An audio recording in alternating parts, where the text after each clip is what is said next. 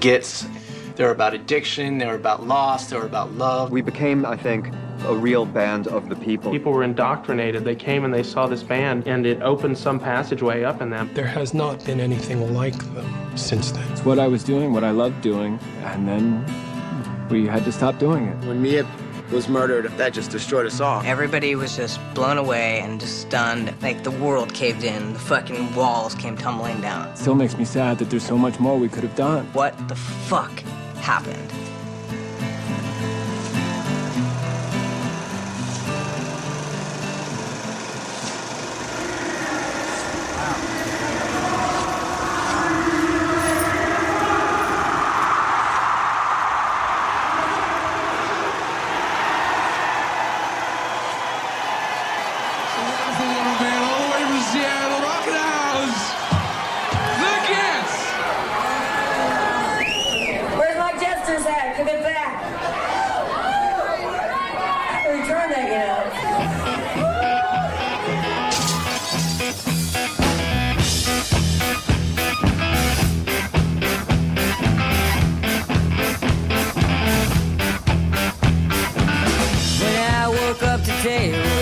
In my brain, it's not that I like to feel this way. The wagon's shaking and I feel it start to tilt, and I just go tumbling right back in a world where I find myself. The story of Mia and the Gits, it's not a story about a Seattle band. It's not a story about a punk rock band. It's not a story about a band with a woman singer. This is the story of a great American rock and roll band. I started playing music when I was about 11. I tried to be a jazz musician, I really tried to. I always kind of hated that fact that I couldn't get into jazz and couldn't really enjoy it because I knew it was a better art form, it was a better music.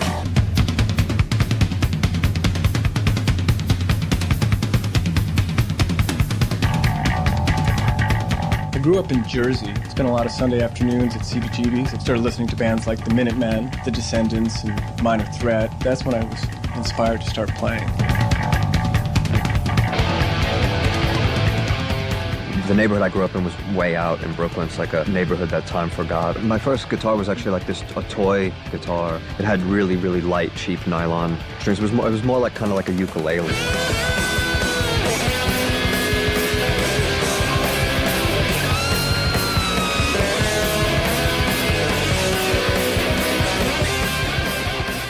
I knew I wanted Mia to sing with us. In fact, I remember literally crying one of the first times I heard her. I was really happy because I knew that she was good. I didn't know how good.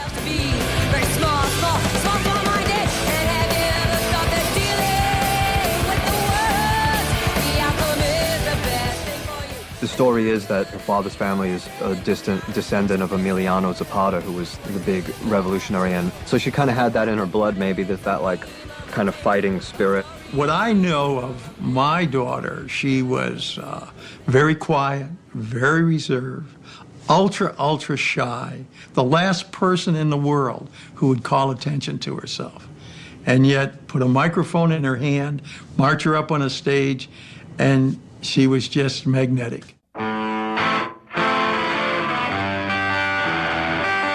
Antioch College is in Ohio. It's an old liberal arts school that was regarded highly a long time ago. The Gits were formed in the fall of 1986 after Matt Dresner came back from a co-op in San Francisco. I went back to Antioch and I was really inspired to start a band. I knew this guy Andy looked punk rock. I want you to be the guitarist. So I just said, yeah, sure, whatever, because I didn't take it seriously. When I first met the members of the Gits, I was into the Kinks and 60s rock and the Who, and I loved the Ramones and some of those bands, but really, I really didn't know much about punk because it just really didn't exist in Indiana where I grew up. A week and a half later, we actually had a band. We're practicing for hours every night. Started jamming. We jammed in this old abandoned dorm room at Antioch, and once Mia started singing, everything just kind of came together, and it was so much fun. And it was this really soulful band. The songs were really fast and furious.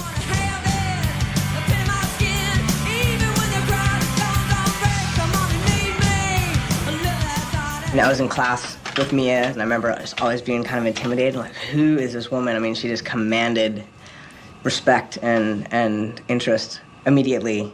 I was at this party, and it was pretty late, and everyone was drunk, especially Mia. She just like jumped up on a table out of the blue and started singing like Bessie Smith blues or something, and it was like blew everyone away. It was really as if like somebody pulled the plug out of the wall or something. The room kind of stopped.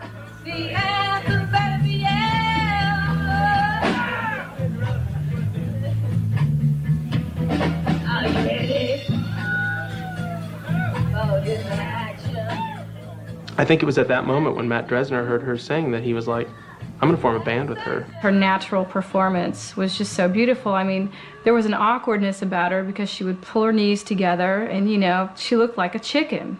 I mean, she did. And it was awesome because you're like, who is this lady who sings like a heavy angel? It was like, where is Ma Rainey and Bessie Smith? Let's just like power punch them and power pack them, you know, inside this chicken woman who's got a lot of heart. You know, what's going on here?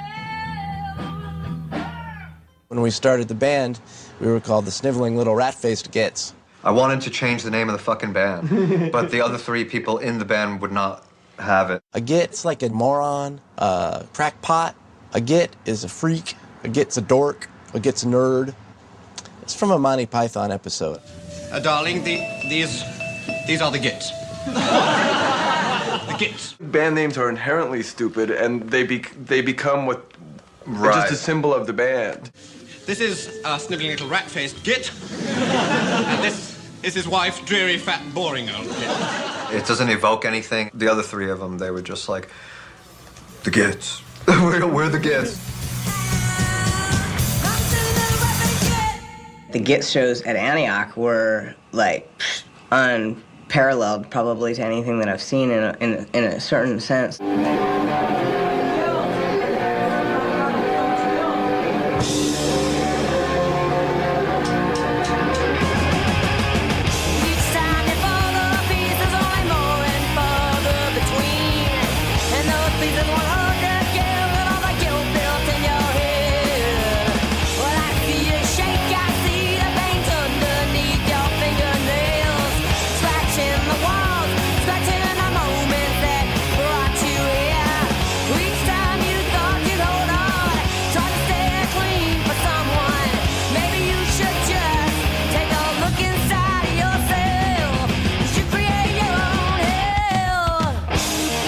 It was time for all of us to leave Antioch. We hadn't all graduated, but it was time to leave. Andy and I knew we wanted to get as far away from the East Coast as we could, so Seattle felt natural, and we heard there was a little bit of a music scene burgeoning. As soon as we arrived here, it just felt like home.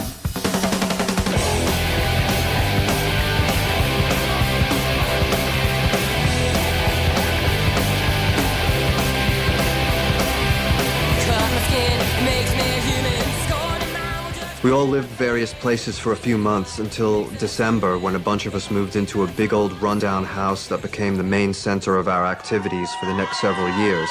We called it the Rat House. This is 19th Street, and the Rat House is at 19th and Denny, which is just right on Capitol Hill. It was owned by this guy who was a warlock, and he told me that the crows used to all come and land on top of the house, and the neighbors thought that he was a demon, so they spray painted a white cross on the front lawn. He also said that it used to have cockroaches, but he made a cockroach stew. And this was the guy that rented to us. He made a cockroach stew and ate the stew, and then from then on, all the cockroaches left. And let's see, I haven't been here for a long time. This Porsche wasn't here. This was a beat-up 76 Dodge van that was falling apart. And one time, the brakes gave way and it like drove down, and we found it in the bushes like way down the street, and miraculously it didn't hit any other cars, but just sort of drove itself and crashed down at the bottom. When this fence wasn't there, there's a porch there in front of the door, and that's where we used to sit and, you know, talk about projects and drink and hang out. Out of all of us, Mia had been the first one of us to become gainfully employed, and she got a job as a waitress at the Frontier Room, and she made about $4.25 an hour. But it used to be toughest dive bar and nastiest greasy spoon restaurant in town, and we were here every day. Because she would feed us. She would feed us, and we didn't have much money, and so I think we spent probably every day for about a year and a half at this waterfront dive. See, that's where Mia used to live, in that room back there. I used to live up there. In that top floor there, actually, I had the best room. And Carla and Julian lived in that bottom area, which used to be a church chapel, I guess. And there was an altar in there where the church used to be, and they had their bed on the altar, which is kind of risque. So beautiful. I mean, it was just so nice to meet people that just kind of had your same mind. That's the way we want to live our life, you know? When you had beer dripping off the wall, you know, because people were rowdy. I mean, it was punk rock. You know, what do you expect? So people would, like, break through windows, you know, break things, fall over, dump their beer, throw their beer. I mean, it was just incredible. It was just totally insane. Here we are in front of this hair salon that used to be the foremost live music venue in Seattle. It's a club called The Vogue. We were trying to get a gig there for like months, and no one would. The guy wouldn't book us at all. We actually bribed him with $1.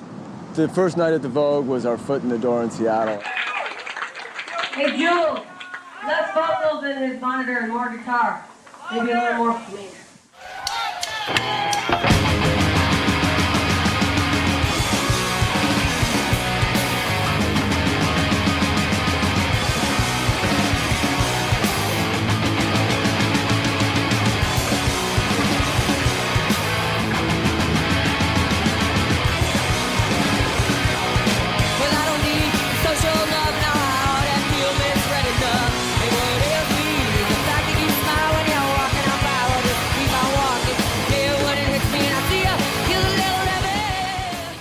How many times do you go see a band? It's like, oh, okay.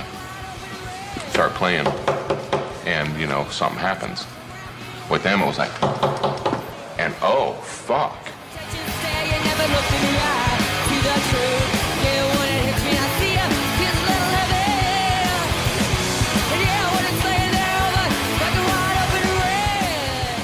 They're bringing something else to the table that no one else around here has.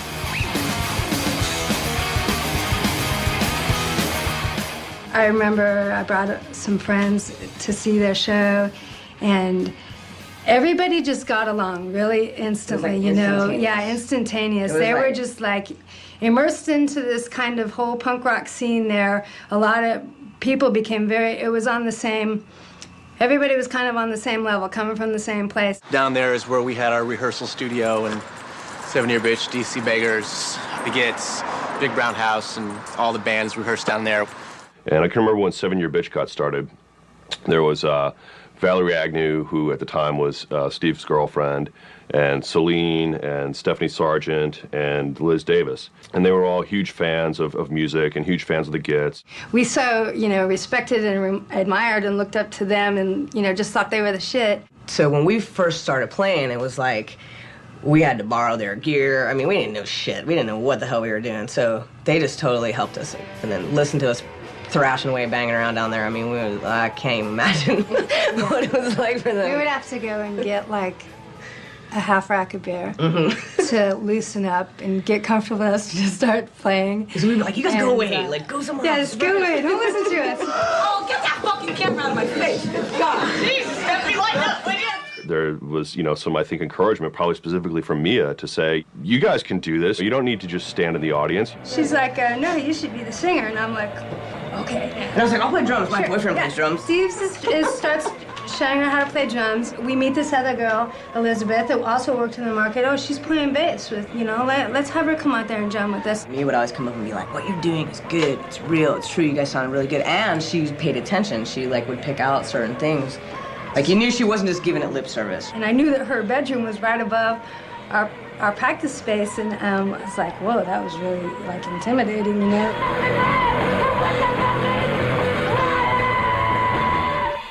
I realized that sort of our ethic, the reason we were doing it, fit more into the category of punk than anything else. We were bored, we were young, we were a little bit drunk, a little bit angry, and we had a lot of energy. What we considered punk was the whole do-it-yourself ethic. If you need to make something happen, you decided you were going to do it, and you started from scratch, and you just did it.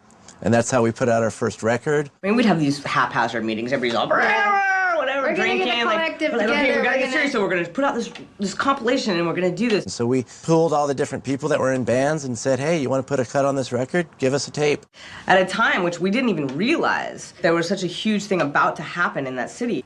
We had no other family here, so our family was us. The Comet was like the bar Dave went to most of the time, and the Comet knew that if there was a party at a Red House, everybody was basically invited. You know, so it was many times that it's like people would just show up. There was going to be the big rat house party, you know, Gits were playing, and the Beggars, and 7-Year Bitch, just, you know, shit, let's go, New Year's. New Year's Eve show that we did at the Rat House was all like, you know, you see it with Mia and everybody like, no fucking war, and we were all just like really, there was all that going on that was affecting everybody's whole psyche and just whatever.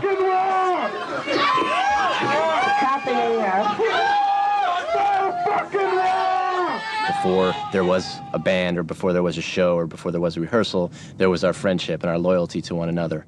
And I think that was kind of the spirit of the Rat House and like the thing that was going on there. It was just easy and free and fun.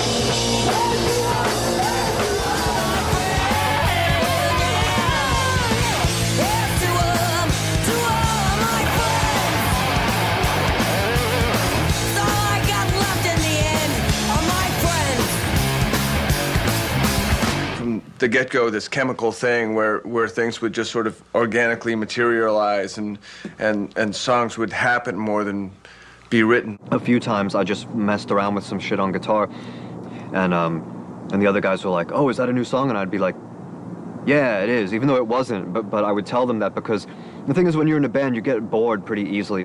You constantly get bored of the shit, and you want to do something new, and you want to keep, and that's how bands get better and better from doing this. You know, a lot of songs too, I would just bring the entire song fully formed and show the band, and they would arrange it. Other things I didn't have fully formed, I just had these parts, but I knew sort of the order, and then, you know, we would arrange it together as a group, you know, mostly me and Matt, or me, Matt, and Steve. Matt, he would come up with great bass lines. He had a really good ear, and he could sort of describe what he wanted, and Matt would turn it into something that was unique. Both Steve and Andy were just amazing players, and trying to keep up with their musicianship forced me to learn very quickly. If the three of us were working on stuff or whatever, Mia would come down with a tape recorder and listen to it for a while, and then eventually, after she heard it a couple times, she'd tape it and then bring it upstairs, and then we wouldn't hear from her about it for a while, and then we'd have a period where it was just the three of us pretty much working on stuff, and then we'd start hassling her, you know, so Zapata, where's our lyrics? Yeah, you'll get it eventually. You'll get it when I'm ready. Well, a lot of times she had these little journal books, and a lot of times at the bar or wherever she was hanging out, if she was by herself, a lot of times she would just sit around and write in them. Hey, you walk in with another headache, I can tell by the lines in your face. You seem to think if you just remove the problem, the answers are what will come next. Another shot of whiskey and maybe I'll be ready. What's still crowded in your head? Never thinking that all the good times were wanted with bad. Don't know why we compromise ourselves. I thought it was a common understanding. With all I've tried to help with, well, tell me why. You'll end up at the end. Another cup of beer while I'm savior at the bar. And maybe I'll give you some rest. Don't know why all the good times have to turn up with the bad. And I thought she was a great lyricist. I thought she had some great words. Andy's unusual mind was greatly enhanced by his support that Mia would give him, and there's just this emotional link. They were not lovers, you know, they weren't a romantic duo. They were an artistic duo. Their depth of their connection was really in the music. It's a lyricist and a music writer who understand each other's rhythms. Her and Andy, they brought the best out in each other. He kind of understood what she could sing and would push her to her limits. The two just really created something that was bigger than the both of them as individuals. She was really like my soulmate as far as my music soulmate. It's kind of a miracle to meet someone like that in this life.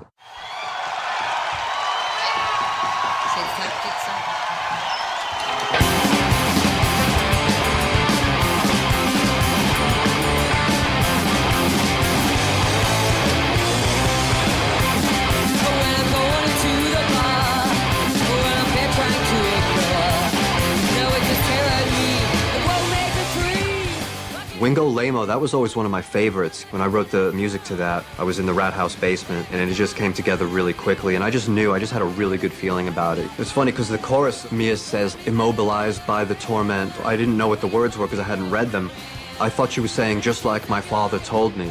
One time I asked her, I was, so Mia, what are you saying about your father in that one song? Like, I'm not saying it like my father told me, you idiot. But we always laughed at that. You know, when we play it live sometimes, she would just say, just like my father told me.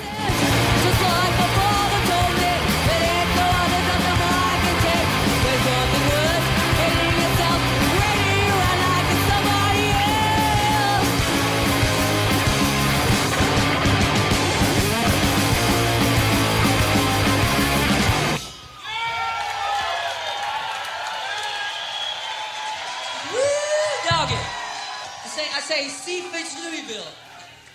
The stuff that was getting all the publicity was basically the sub pop bands and this grunge thing, which was fine for whatever it was, but we had nothing to do with it.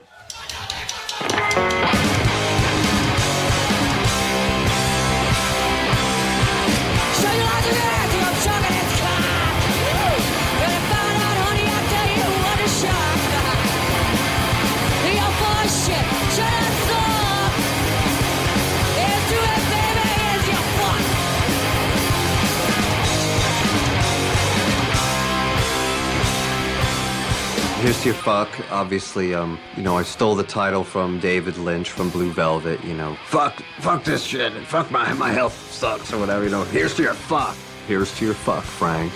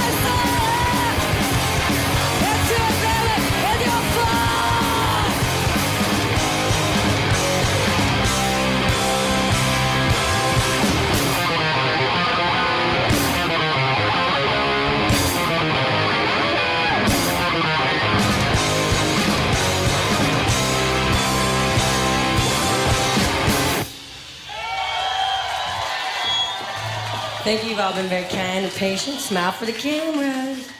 Mia was doing something that was unique in 1993, and it's unique today. This raw, pitch brilliant blues singer singing as this charismatic front to this whirlwind of a punk rock band. I'm so lucky to have seen it. She could have really sang in any type of band, and she would have always been the spotlight, the point of focus. Hi, we're the Gits. All right, man, I'd like to thank all these people and bands that came out tonight, support, help, make us feel good coming back here. She didn't give a shit, and it totally came out. Because she wasn't afraid of abrasiveness. How sloppy you are in life, there's a beauty to it.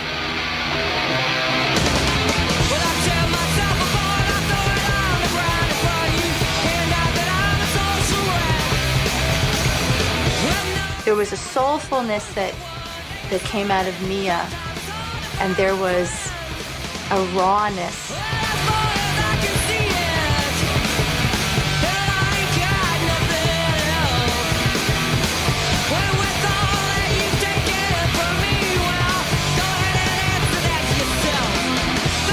The intensity within her was like something that was like both punk rock and blues, and because it had that depth. I mean, you'd have to be a fucking zombie to not be affected.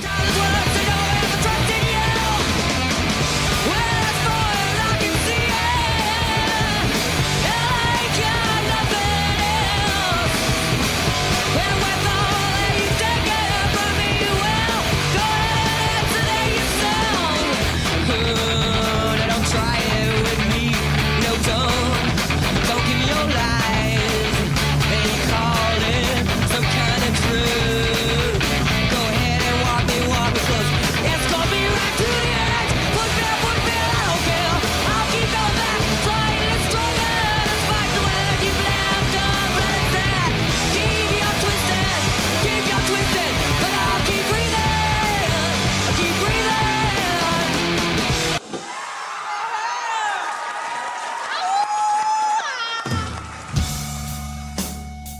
It never really sunk in that there was this tremendous following of fans, and not to sound melodramatic, but even people who worshiped the ground she walked. I never thought of her as a star. It's just my daughter, my daughter, Mia Zapata, 27 years old and double jointed.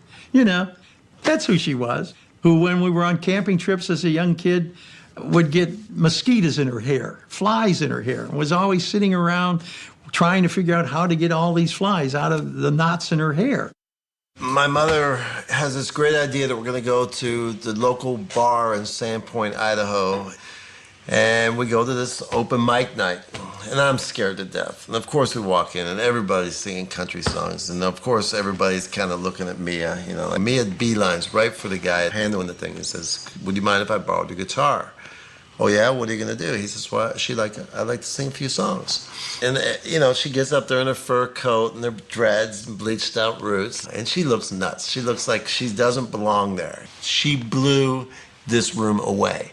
The shots were being sent to the table, shaking hands, and it was the introduction to Mia's talent that I never knew. She didn't have your typical sense of humor, and she couldn't tell a joke worth her life, but somehow everything she said had a sort of dry wit and bite to it. We'd be driving along hour upon hour, and there'd be some cows out in the pastures, and every time we saw cows, she would just go, "Those cows, they're outstanding in their field." The worst part, though, was when she tried to relate that humor on stage. Mia would try to fill the gap by saying something funny.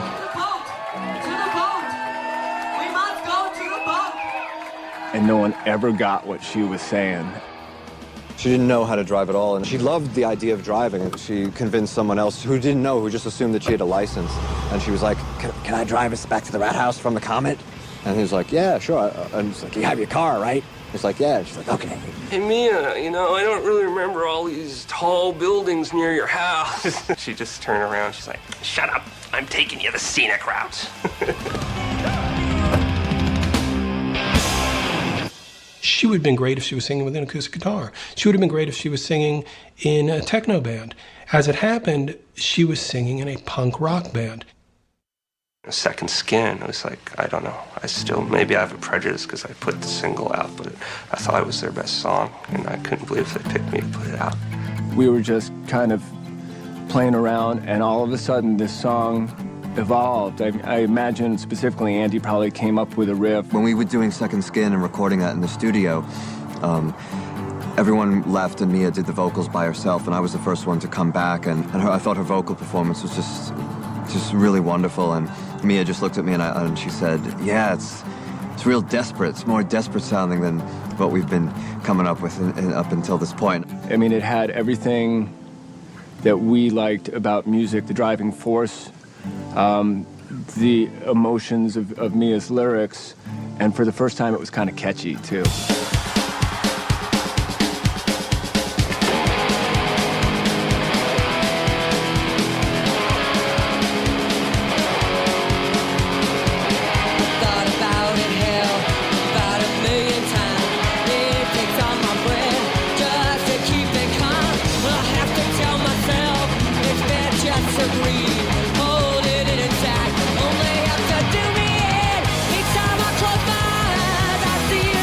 Change.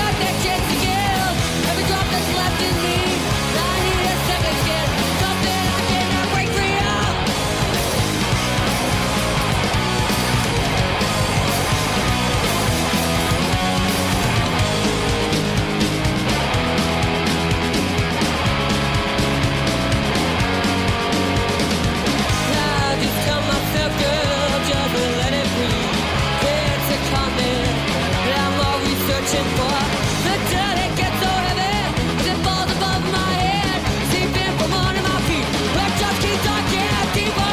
Not even that scared. Something no one can tell. Can't do it on my own. Sometimes I need just a little more help. But I've got that chance to give. Every drop that's left in me. I need a second skin. Something I cannot break free of.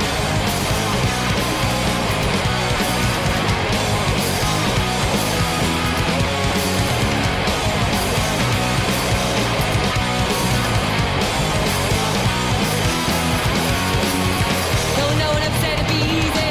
So one step to deny. Choice that comes between your willingness to survive. No, you know what to stand up against. A world set to deceive. It takes a special strength.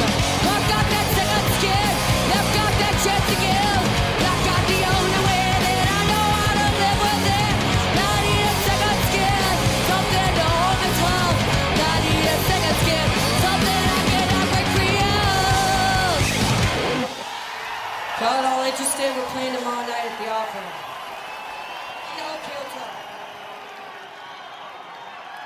We get into the parking lot, and she makes me promise that I will not make a scene in Tower Records. And then, of course, I immediately go to this local section, and there it is, a Gits CD. And so I'm, hey, Mia, come over here, come over here. She said, Dad, your voice is too loud, your voice is too loud. Dad, you're making a scene, you're making a scene. I'm getting out of here. No, you come here, let me show you. She's pulling on my sleeve, and I'm pointing at the CD. So finally, I acquiesced, and we leave the store. She's saying, why did you do that? And I said, I didn't do anything. All I did was hold up your CD. She says, it embarrasses me. I said, why would it embarrass you? This is what you do for a living. You don't think of it like that, Dad. It must have been stunning to feel that you were a part of a scene that the whole world was looking at, because everyone's eyes were on Seattle right then. When the 7 Year Bitch got rolling, totally out of the basement of the Rat House with so much help from them, and when we started to get popular, and then even to the point where, we were getting signs and stuff, it was really weird.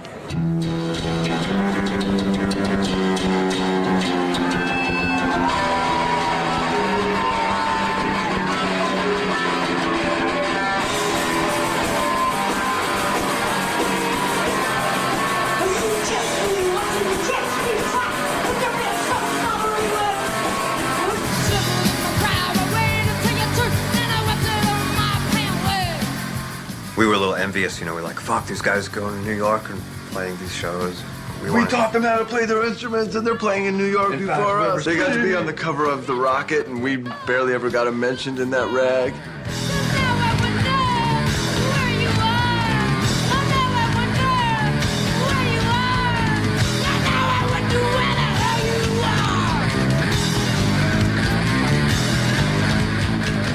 This is what happens, I suppose, in an intense rock scene. You either become rivals or you become friends.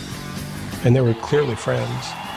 There was a documentary filmmaker in town, and he was working on a movie called Hype that was about the Seattle scene. 7 Year Bitch was asked to be a part of it, and I think they asked Doug Prey, the filmmaker. Have you guys talked to the Gits yet? Because, if you haven't, get on it.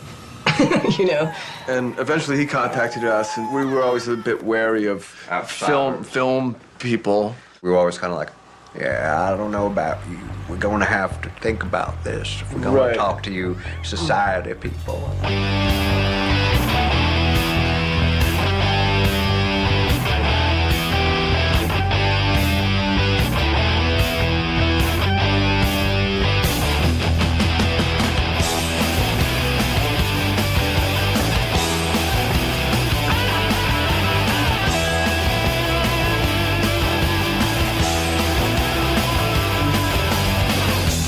Waking in a state it's not my own.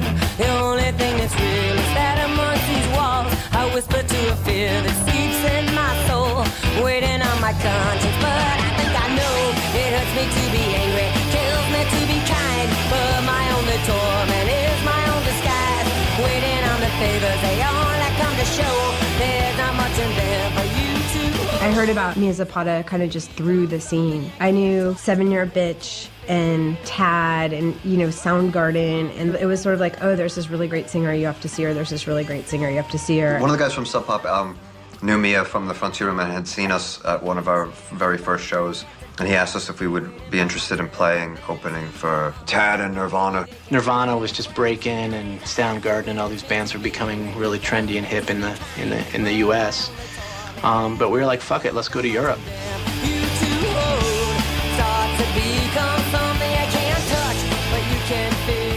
Though we were completely unknown at the time to the Europeans, they treated us like royalty, and we made many great friends and played some spectacular shows. We played this place called the Ecstasy, and it was this huge club, and we ended up going out at 3 in the morning, and the place was packed with people. But at that point in time, like, Seattle bands were considered so hip. And I remember one show in Denmark, we were playing with this band called Life But How to Live It from Oslo, Norway. And the singer from that band, she was singing all the words to our songs. She just totally dug Mia's lyrics. It was probably one of the best things that we did as a band. We became, I think, a real band of the people. You know, actually, someone said that to me, and it was really true.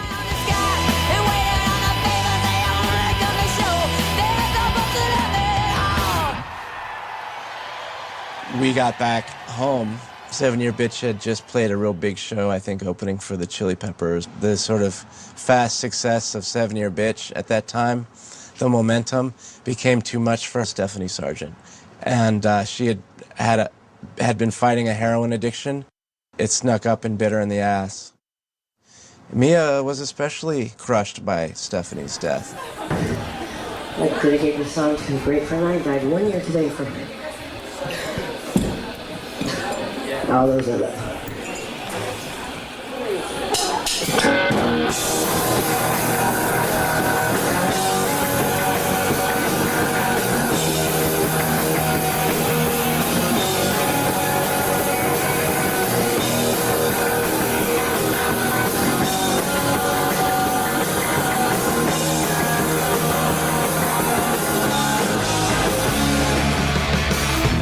Silence that tastes as a song, sensitive to the peace that we know.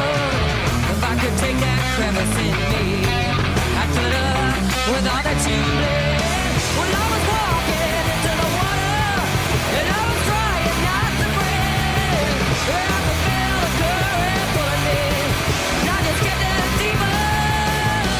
And I'm sick of the pain that you're feeling out, it's weighing me down. If I could erase it all within one time, a rocket crashes around my soul, and now I'm letting you go. And I drown these evil spirits, penetrate the obstacle.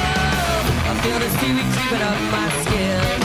It's like a monster that's reaching for me. But with the passion and life I've got left, I gotta use it to sacrifice myself. And one time, I think it was Mia, Stephanie, and maybe Maria, I remember seeing them all in the lake. They were tangled up in a lot of seaweed, and they were all like screaming and squawking and like wrestling and all this stuff in the water. And it was just so funny because although they were these total, you know, like insane punk rock women and stuff, they looked like little girls, you know. They were like screaming in the water, and you could tell when one of them would get caught in the seaweed because they were totally like even more than the others and try to pull the others in it and stuff. And Mia told me that's from going into the seaweed like that, you know, that's where she came up with the lyrics to Seaweed.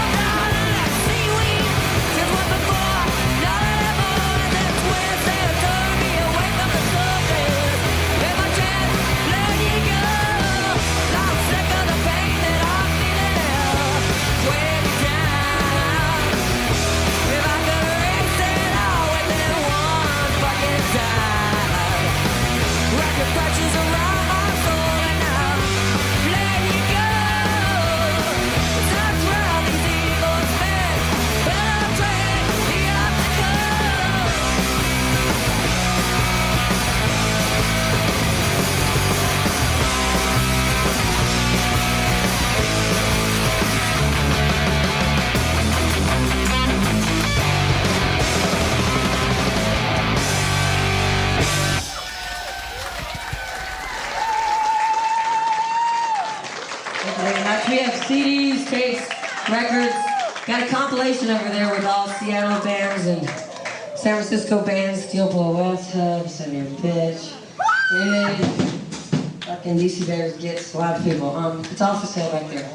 that just seemed to keep building and building. And we had all kinds of tours that were being set up, national tours. Our first gig in New York was set up, and we were real looking forward to that. Hey, Dad, this is Mia. Well, I'm down here in L.A., and I'm in this fancy restaurant. We're sitting there with these executives from this recording company, and, well, they're, making an awful lot of promises to us of what can happen and how they can help us and all of that.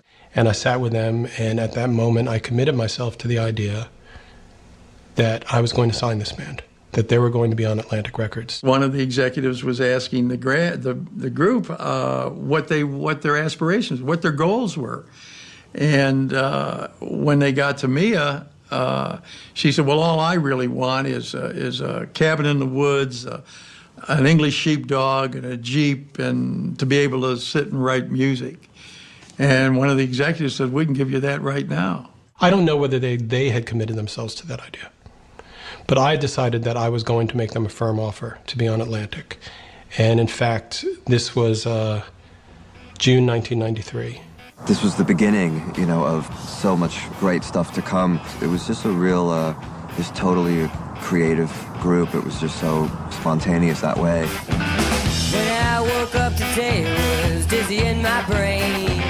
It's not that I like to feel this way. The wagon's shaking and I feel it start to tilt, and I just go tumbling right back in a whirlwind. I find myself again. I see it coming. Why can't I seem to hold on to a fucking thought? This whirlwind's got me and I'm racing out the door. It's not for a while, but when I try to focus, all my convictions come crashing down around me again. Sneaking up behind me, We were sitting at the corner end of the bar nearest the door, and Mia was in a really good mood because she had just played a solo show in LA and gotten paid for it. And she was really psyched about it. She was very loving and really hugged us deeply and licked my face and did a Mia maneuver, And she left the bar, and it was about midnight, maybe a little after.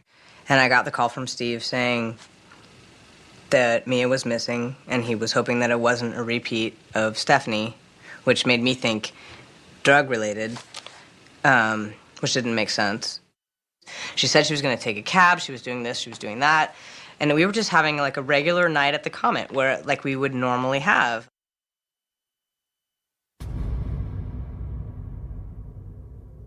Two of her roommates finally broke down and called the morgue, where she was, and she was an unidentified victim at the morgue at that time.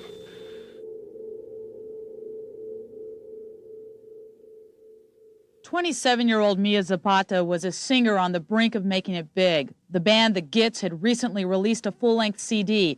National tour dates had just been finalized, but it's all over now.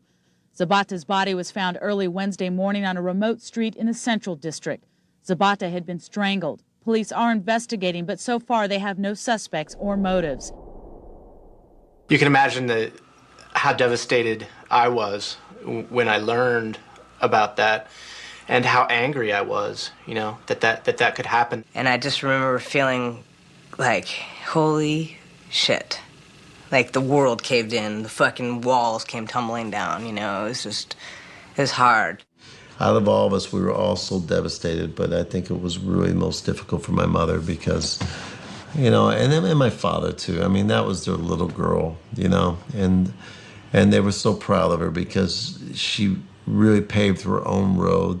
You think things are bad and they get so much worse, and you have to handle it. And you have to deal with it, and you have to persevere, and you have to carry on, and you have to hold each other up and keep each other up. But it was so hard. It was it was really a devastating thing. Her death there was no rhyme or reason to it. It was so definitely she was there and she was gone. She was missing in action. It was just she was just taken out, right? So violently.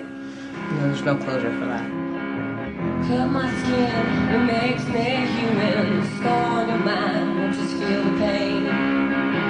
'Cause it's what makes us human. Yeah, keeps us all the same. That was a heavy time. That was a heavy. Lose a few people like that in your immediate life. That's a big one. We're all the same. I think we were really hitting some strides musically and in our writing when Mia was killed, so it's really a shame because we had so much lined up. I mean, Mia had started writing music again, and she had played me this piece on piano during a lunch break at the pizza place where she worked. And to me, I just felt like this was the beginning, you know, of so much great stuff to come. And it's just a real shame, you know, that obviously that it never got to be. So everybody was just blown away and just stunned and just grasping at anything and trying to figure it out. And it was a mystery. It was a grand mystery. And I think that the main thing for me at that time was that she was gone and that she was dead and that she had suffered.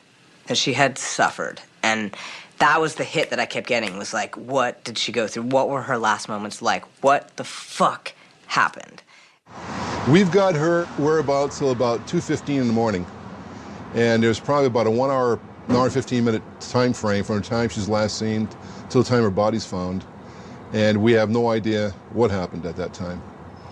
This is the area 24th and Yesler. This where Mia's body was found. At that time was nothing like the way it is today. It's kind of a field area. It was somewhat isolated. And there was a young lady who was out. She came across Mia's body, and she ran across the street. There's a fire station there.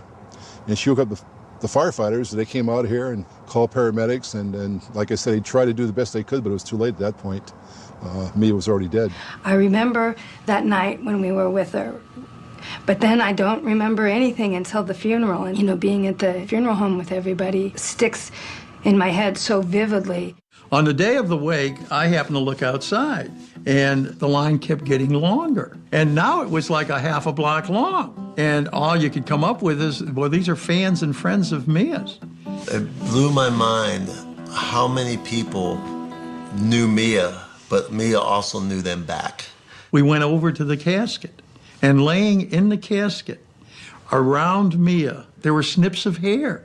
There were rings, neck chains, labels, and postcards, poems, all laying, very respectfully laying around her head and shoulders and on her chest. And it was just absolutely unbelievable. There was a wake that her friends, her fans, was then holding that evening. There were posters scattered all over Seattle announcing where this wake was going to be held. The only admission was one yellow rose. That's all you had to bring.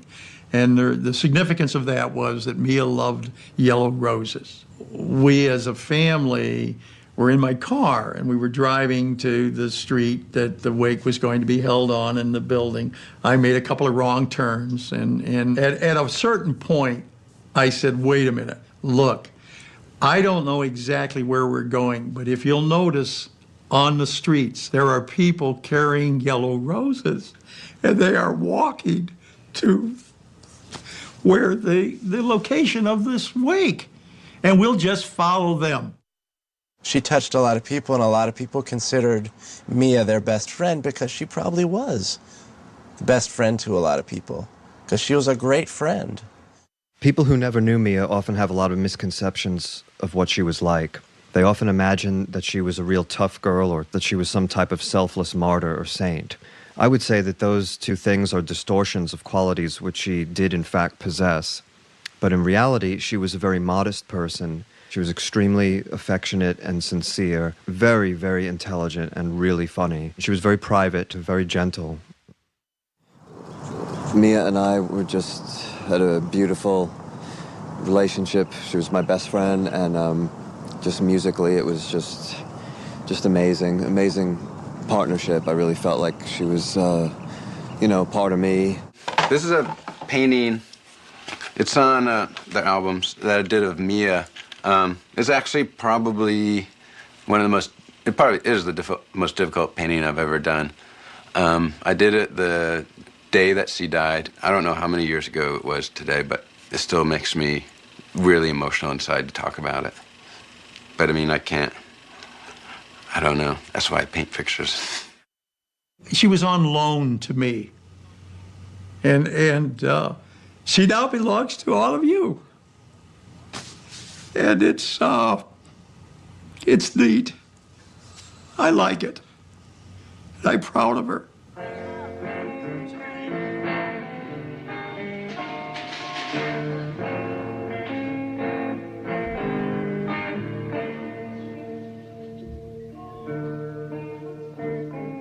There are these things I want most.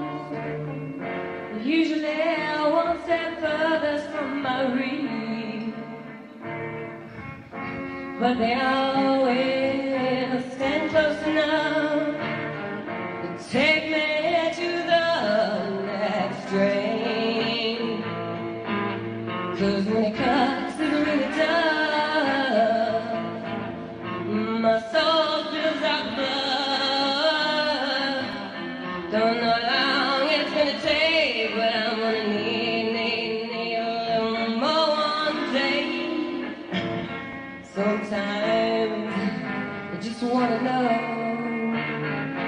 faster than a train is gonna roll. Is it real? Tell me, is it wrong me to keep these dreams the strongest in my mind? Our office was involved with the Seattle Police Department from the inception of the case. We knew that we had a tough case on our hands. There were things about the case that led to one scenario that is always bothersome from law enforcement perspective, which is if it's a relatively random type of crime, there's going to be less clues, less evidence to glean, to collect. The theory is, and for the most part it works, a female is going to be killed by someone she knows. When someone's murdered, there are other victims. There's collateral damage. And it's the family and close friends and associates, because everybody assumes it's one of us. And who is it? It broke it apart, and it was never the same again. A whole dark cloud came over everything and stayed there. When Mia was murdered, that just destroyed us all. All our friends' bands, everyone just broke up. We just pretty much lost it. At the time, a lot of our friends were being questioned and being taken in to give samples and stuff. Close friends of ours, male friends and stuff, and that were coming up to us and saying, God, I had to go down to the police station and be questioned and give them a sample and stuff, and how harsh it was for them, and how we were feeling. Is because we didn't at the time. Now we're back there at the time, and it was bringing up all those feelings. It's you didn't know if it was the guy that was sitting across the bar from you every night. We decided 2 weeks after she was killed that the police weren't doing enough and that we had to hire a private investigator. By end of August, we had started the investigation. Then we started a campaign to raise money for it, and we called on our friends that played in different bands to play benefit shows at different clubs around town. Guys in the Gits called to see if I would be interested. They were doing some benefit stuff to raise money for Private Eye. It somehow came up in the studio with Joan, and she's just like, we got to do something. We got to be involved. I think somehow we got around to talking about playing some of the Gits songs. Next thing you know, she's like singing the Gits songs with the surviving members of the Gits. The band that we created with the remaining Gits and myself, we called Evil Stig, which means Gits live backwards. Hey, I'd like to thank you all right here real quick for coming out to Viva Zapata. Thank you for supporting. Awakening in a state is not my own. The only thing that's real that I want to walk. I whisper to a Andy, Matt, and Steve were nothing but beautiful souls to me. I can't imagine what they were going through. I mean, I really can't. I cannot imagine that happening. And when you see the footage and you see how close they were, and you see Andy and Mia joking on stage, and you see this rapport and how close they were, I mean, It really had to be devastating, you know? So I really think it's admirable what they did, and I think Mia would be proud of them, what they did. The amount of bands that got involved, which was the Posies, Presidents of the United States, Nirvana, when Kurt was alive, Eddie Vedder, Soundgarden, and they all brought things. I think Soundgarden lent us some of the equipment, like the drums and whatnot. I wanted to do the music proud. I wanted to do a good job. I wanted to raise a lot of money, you know, to make sure, you know, we were able to give the Private Eye something good and helpful. So, you know, you just wanted to do everything justice, I suppose. To actually get a huge group of people like that together to come up with the money to hire a private investigator, you know, because we didn't know what the Seattle police was, you know. How far they were going to take it. You have to do something too, you know. Will there be hundreds mourning for you? Will they talk with the talent and inspiration you gave? No. Who is that your mother will stand in sorrow at your grave? Mother, may I remind me of some things don't come full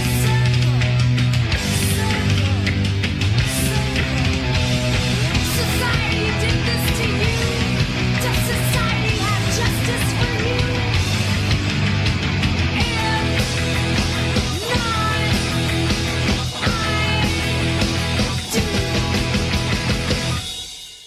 In the end, I think we raised close to $50,000 for the investigation, and didn't come to anything. We found out a lot of dirt about a lot of people, but in the end, we didn't find out who killed her, and we still haven't.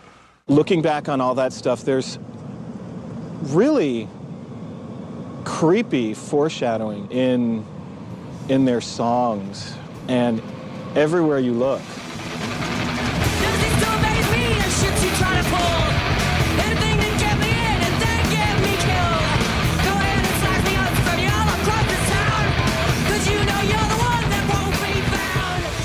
After she was killed, it was very, very difficult to listen to that song. Go ahead and slash me up and spread me all across this town because you're the one that won't be found. I mean, gosh, how could you not equate that with what happened to her? Then you raped her. You left her in the alleyway. I know I had to see you, and I'll take a huge run to the government. I'd like to let her lyrics speak for themselves, and, you know, I have my own interpretation of what that was, and I do know some of the stuff she was going through personally at the time, but I think lyrics should be taken in by everyone that hears them individually and looked at on a personal level from the listener. My personal opinion is that she was trying to make a serious song about violence against women. The cops were telling us, don't tell anyone that Mia was raped. And we were like, fuck that. It could have been me, it could have been anybody, but it was Mia. And she was so fierce and so street smart. There was an incredible sense of disempowerment after Mia was killed. We didn't feel safe. We were freaked out. The whole city was pretty freaked out. The community was freaked out. The anger started kicking in really hard, but such intense anger and just fucking rage. Valerie called me from the road and said, we have to get together as soon as I get back. We've got to do something. She was just all like freaked out. We were just like thinking in the modes of self-defense, like, you know, wishing that we were all fucking ninja bitches. We didn't like feeling afraid. We felt we don't want to change the way we live. I mean, we want to be able to go out, see shows, play shows, drink, have it be 2 o'clock in the morning and get home. We just want to get home without being fucked with. And that's kind of the inception of Home Alive. And it's still around, it's still doing it, and I think we've accomplished our goals and beyond. There was a sense of we're all taking care of ourselves and each other. We're watching each other's backs at the same time. It seemed like from Home Alive, people are trying to make something positive happen from something really horrible. And I remember thinking, like getting a lot of inspiration and hope from that. Definitely for me made it a little easier to deal with with the violence that she suffered. After the Gits ended, we started the Dancing French Levels of 48. It was really therapeutic because it was a hardcore band and we played hard and we played fast.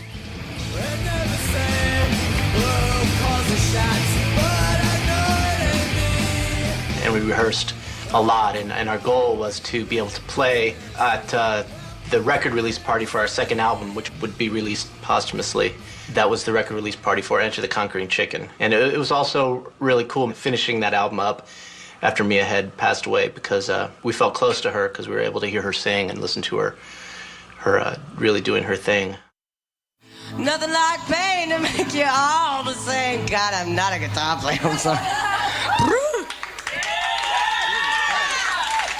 All right, one more and we're gonna get on to this night. This is mine.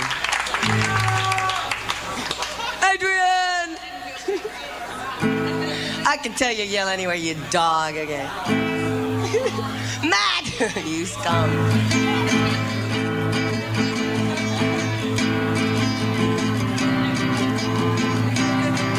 Well, I don't need your social love, no.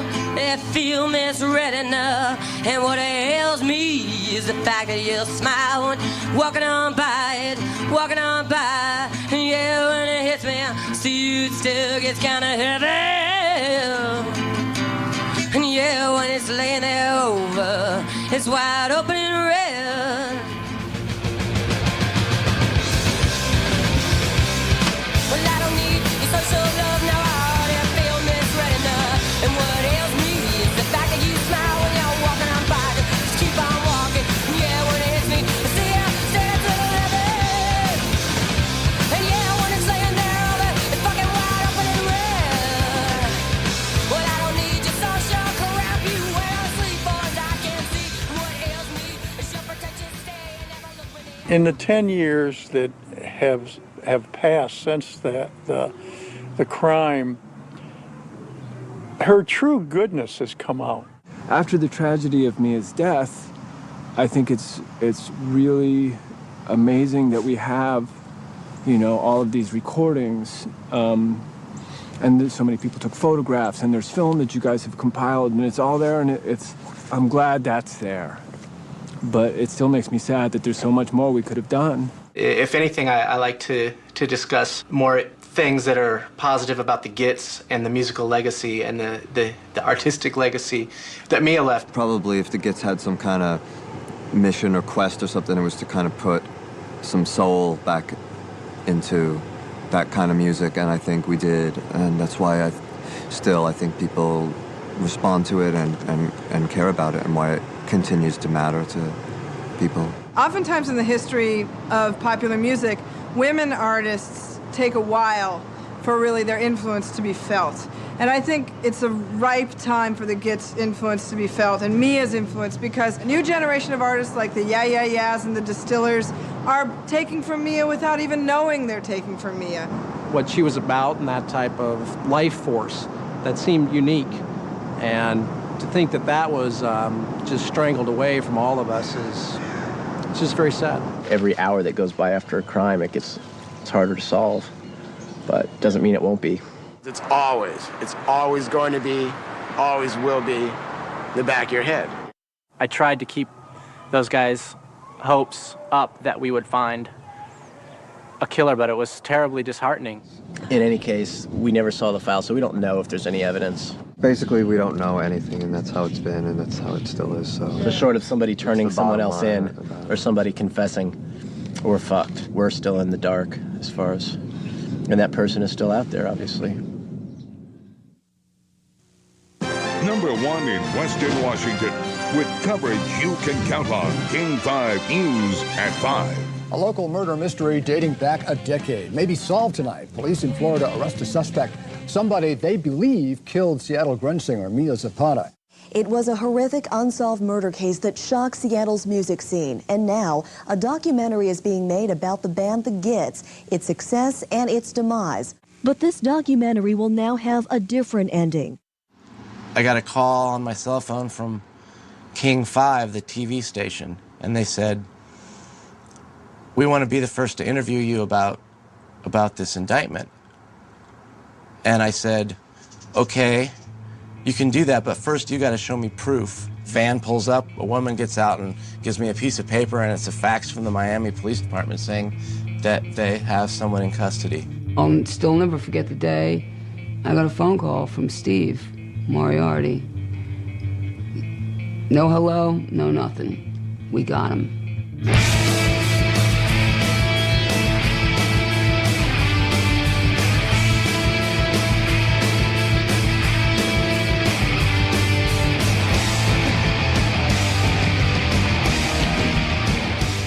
Is sort of the next chapter in this awful story. I'm glad they finally caught this guy. It doesn't change anything about the band, anything about the music we've made. The key to the break in this case after 10 years, DNA evidence. 10 years ago, detectives saved some DNA evidence from the crime scene, and that finally led to an arrest in Florida. Mia was viciously raped. There was no semen, but her attacker left saliva on her breast. And so when we probably reopened the case, we started looking at the evidence. We said, hey, we've got saliva samples. We sent the gauze in, and we were able to get a profile.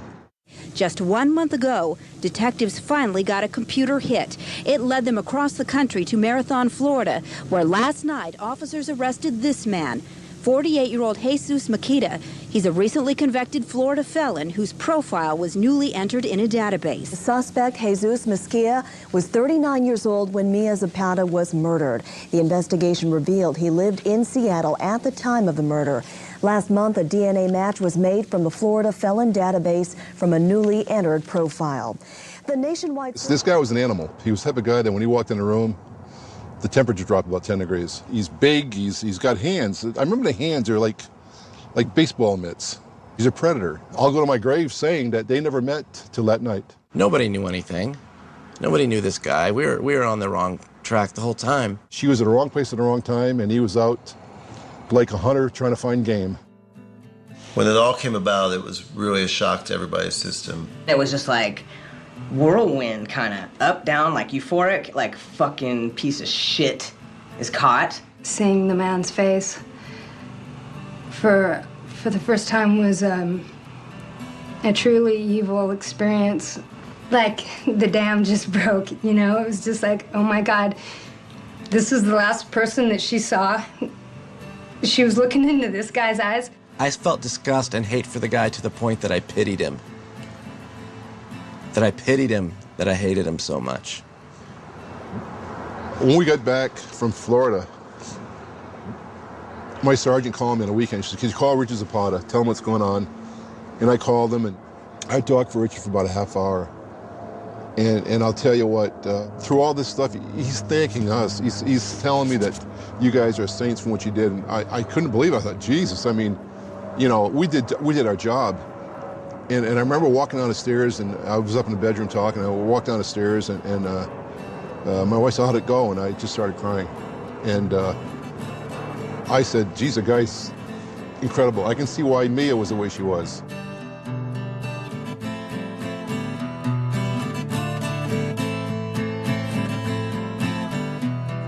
The time that it took to solve this case, to gather enough evidence to support charging and hopefully a conviction later on, is how it tracked with the evolution of DNA itself. Because in the early 90s, DNA was just being ushered into the courtrooms. Evidence such as saliva could not yield a result at that time. But then some 9-10 years later, the lab now is able to take a very small sample and render a reliable result and a genetic profile. The discoverer of that process received the Nobel Prize. And I think I wanted to be there. My sister wanted to be there. My father, of course, was definitely going to be there. But my mother, she had a tough time. She just really, I think she wanted to be there, but she just didn't feel like she could be. She felt like it would just hurt too much. She didn't want to have a face. She didn't want to know details. She didn't want to relive it.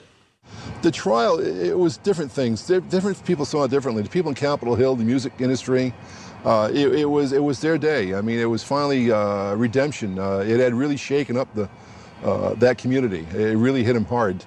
And to them it was almost like the day of deliverance.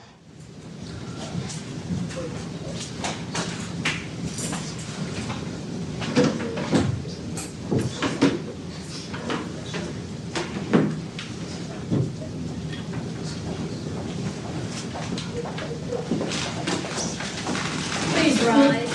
Court is again in session. Good morning, everyone. Please be seated.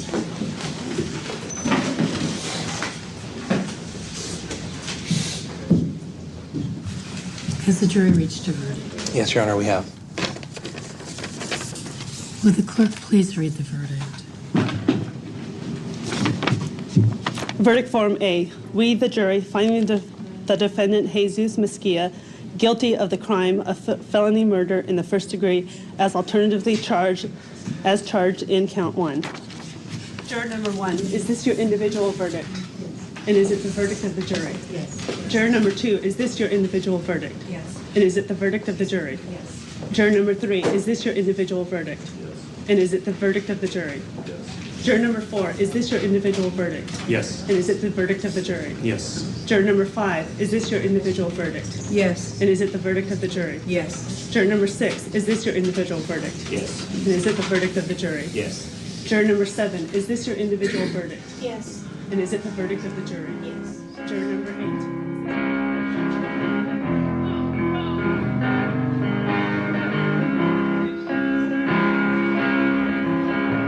Cut my skin, it makes me human. Scorn your mind, won't just feel the pain. 'Cause it's what makes us human. Yeah, keeps us all the same. You lose your head and your chosen trip. Inside your blood might lose your skin. But a broken heart turns to sin. Well, when the wound is open, we're all the same. Cut my skin, it makes me human. Scorn your mind, feel the pain. You're looking at pain and you're looking at truth. There's nothing like pain can make us all the same. Just hearing the jury pronounce him guilty of all charges completely and totally satisfied me. I've got my whole life ahead of me because essentially I was here, living with that on my mind for the last 12 years and really not able to find any peace until I saw this day. And, I always held out hope that I would see this day, but sometimes I really didn't think so. For a long time, it's like I haven't been able to listen to the Gits because it was always so painful. After this happened and we were over there just the other night and we put it on, it was the first time that I felt like, happy again. I still love listening to our music, although it makes me sad, it makes me miss Mia. Their legacy is what it is, and, it's seen differently by different people, but for me, it's just my personal memories of the time I spent with those guys. It matters to me very much that that people still care about the Gits and the music especially. It's very moving when I hear that people care and that they get something from it, because after all, that's why we did it to begin with. We experienced a really dramatic, intense lives together. And we lost our sister together. We'll always be brothers. We'll live probably in different parts of the country or different parts of the world, but they'll still be Gits. Just like Mia's will still be a Git.